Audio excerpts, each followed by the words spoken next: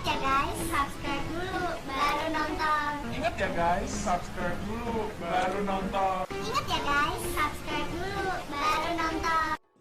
Oke sahabat Sasak Cinggu Channel, Assalamualaikum warahmatullahi wabarakatuh. Selamat siang, selamat pagi, dan selamat malam kapanpun Anda menontonnya. Terima kasih. Penyelesaian sirkuit Mandalika sudah dilakukan tahap akhir, kata Hebi. Homologasi pada prinsipnya di seluruh dunia. Mau balapan pun seminggu sebelumnya kami sudah menyiapkan hal itu. Mana-mana yang kurang-kurang ini sudah kita siapkan semua. Dan saat ini ada proses yang namanya pengecatan sirkuit, watching sirkuit. Nah, itu menjadi dinilai sekitar beserta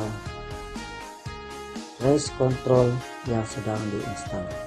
Hebi menyebut Federation International de Motorcycle ISMA akan memuji sirkuit Mandalika juga.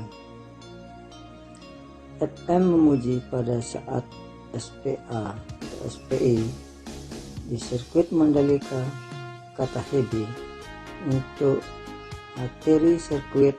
Alhamdulillah, PIM bilang bahwa ini adalah sirkuit dengan aspal terbaik di dunia. Ini sebuah pencapaian buat Indonesia. Serasa ini yang patut kita banggakan dan kita kerjakan. Oleh hampir sebagian besar, 95% adalah lokal Indonesia. Sementara itu, untuk mendukungnya berlangsungnya balapan MGPA bersama Ikatan Motor Indonesia ini.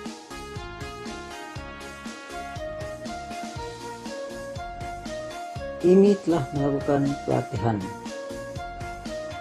terhadap ratusan petugas marshal, anak-anak muda di sekitar sirkuit Mandalika, diberikan pendidikan untuk menjadi marshal balapan internasional, kata Hebi. Sekitar 600 orang yang dididik menjadi marshal.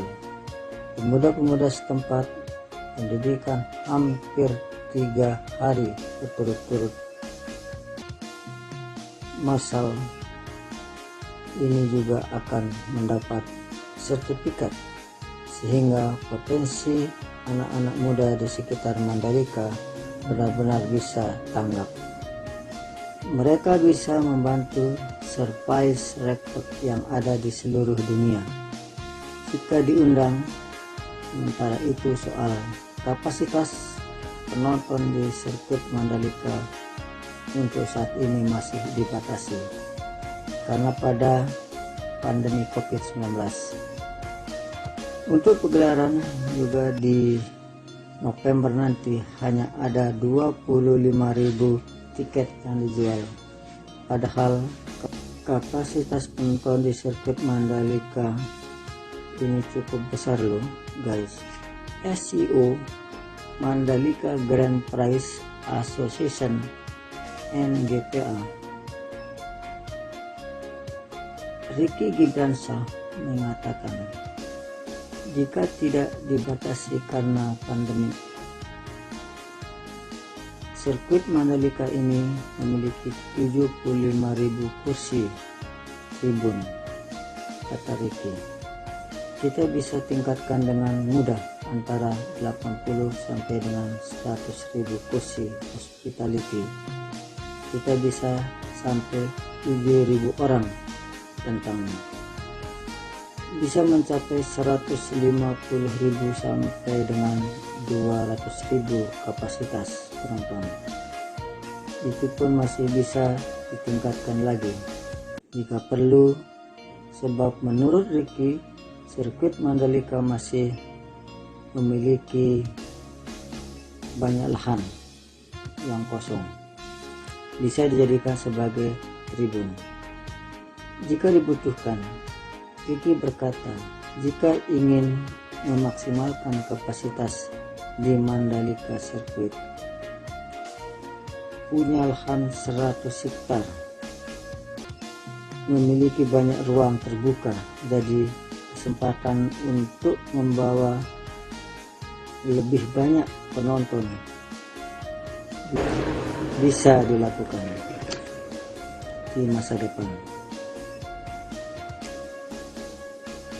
Pertamina Mandalika International Street Circuit jadi nama resmi sirkuit Mandalika, sirkuit Jalan Internasional Mandalika di Lombok Tengah, NTB, Nusa Tenggara Barat, resmi bernama Pertamina Mandalika International Street Circuit. Penamaan sirkuit tersebut dilakukan melalui penandatanganan perjanjian kerjasama atau PKS Sponsorship dan peluncuran nama resmi sirkuit balapan internasional Mandalika Kamis 7 Oktober 2021 ini. Balapan internasional Mandalika Kamis 7 Oktober 2021 ini. Wakil Menteri BUMN Pahala Mansuri mengatakan melalui PKSD Pertamina memperoleh hak penyertaan nama korporasi pada jalan kawasan khusus atau JKK atau sirkuit di Mandalika dengan jangka waktu sejak perjanjian hingga 31 Desember 2022. Pahala berkata, dalam penandatanganan PKS ini juga menandai secara resmi penamaan sirkuit jalan raya sepanjang 4,31 km.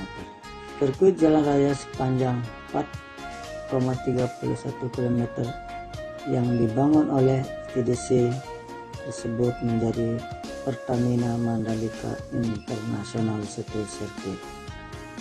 Pahala menjelaskan pembangunan sirkuit telah dilakukan sejak Agustus 2020 lalu.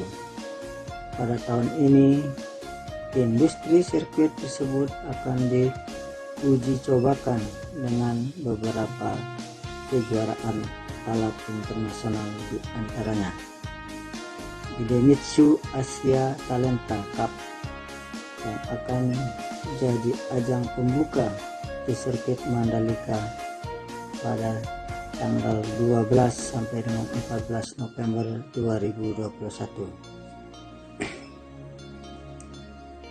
dan disusul dengan World Superbike WSBK yang berlangsung seminggu setelahnya, yaitu tanggal 19 sampai dengan 21 November 2021.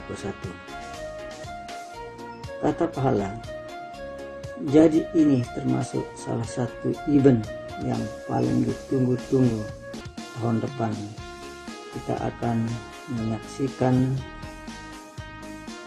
tes pramusim MotoGP pada tanggal 11 sampai dengan 13 Februari 2022 dan MotoGP Indonesia pada Maret 2022. Berbagai event yang digelar itu merupakan salah satu inisiatif dan mengembalikan industri pariwisata di Indonesia. Terlebih MotoGP salah satu merupakan event Grand Prize paling bergengsi yang disaksikan sedikitnya 400 juta penonton dalam satu kali pelaksanaan. Dengan demikian, Pahala berharap penyelenggaraan event tersebut dapat menjadikan Indonesia sebagai salah satu penyelenggaraan event pariwisata global dunia. Event pariwisata global dunia yang dapat membangun industri pariwisata dan ekonomi Indonesia. Pahala berharap kegiatan ini bisa membantu membangkitkan pariwisata Indonesia dan memastikan bahwa BUMN bukan hanya proyek basic tetapi badan usaha negara yang dapat sustainable ke depannya. Sementara itu, Direktur Utama Pertamina Niki Widiawati mengatakan, sinergi Pertamina dengan ITDC akan memberikan dampak positif bagi bangsa Indonesia ataupun Pertamina sebagai korporasi. Menurut mereka, kerjasama ini merupakan bentuk nyata go kolaboratif antar BUMN yang diharapkan mampu mendukung grand exposure Pertamina dan secara jangka panjang. Grand exposure bagi bangsa Indonesia secara global, lalu peluang dapat terlihat pada jumlah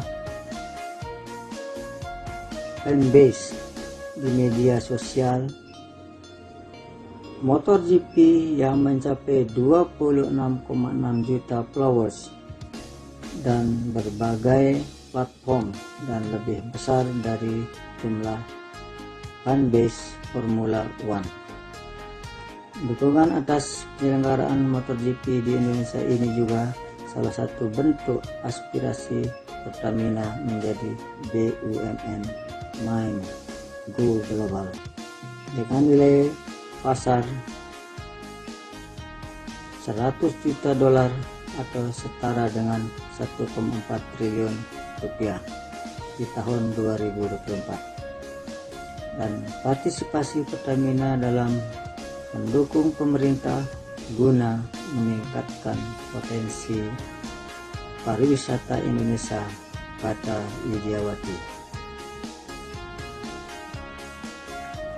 Selain meningkatkan potensi pariwisata secara bisnis, akan muncul berbagai potensi pengembangan bisnis yang dapat direncanakan dan dikelola oleh Pertamina melalui subholding, commercial and trading. Subholding, commercial and trading. Kerjasama ini juga menjadi peluang dalam aplikasi brand image terkait dengan penggunaan energi baru terbarukan dengan mengoptimalkan peran subholding, power and waste sebagai pemasok energi bersih dan pembangkit listrik tenaga surya PLTS. Pertamina telah menyalurkan bantuan modal bergulir UMK di Mandalika. Program tersebut akan terus berjalan untuk menghasilkan pertumbuhan berkelanjutan secara dukungan Pertamina dengan pencapaian Sustainable Development Goals atau SDGs, khususnya di poin B terkait dengan penyediaan lapangan kerja dan pertumbuhan ekonomi serta implementasi program berbasis environmental sosial government atau ESG di seluruh wilayah operasionalnya. Direktur Utama ITDC Abdul Bar M. Mansur menambahkan banyak tantangan yang dihadapi dalam pembangunan sirkuit Mandalika. Namun dengan dukungan berbagai pihak, mulai dari pemegang saham, pemerintah pusat dan daerah, BUMN dan para mitra kerja, bahkan masyarakat, pembangunan terus dapat berjalan dan mencapai berbagai milestone sesuai target yang direncanakan. Sekaligus peluncuran nama resmi yang ditunggu-tunggu. Sekian dan terima kasih. Bagi penonton Sasak Channel yang belum subscribe, silahkan di subscribe dulu, dan jangan lupa tekan tombol like dan notifikasi. Oke guys, terima kasih. Wassalamualaikum warahmatullahi wabarakatuh.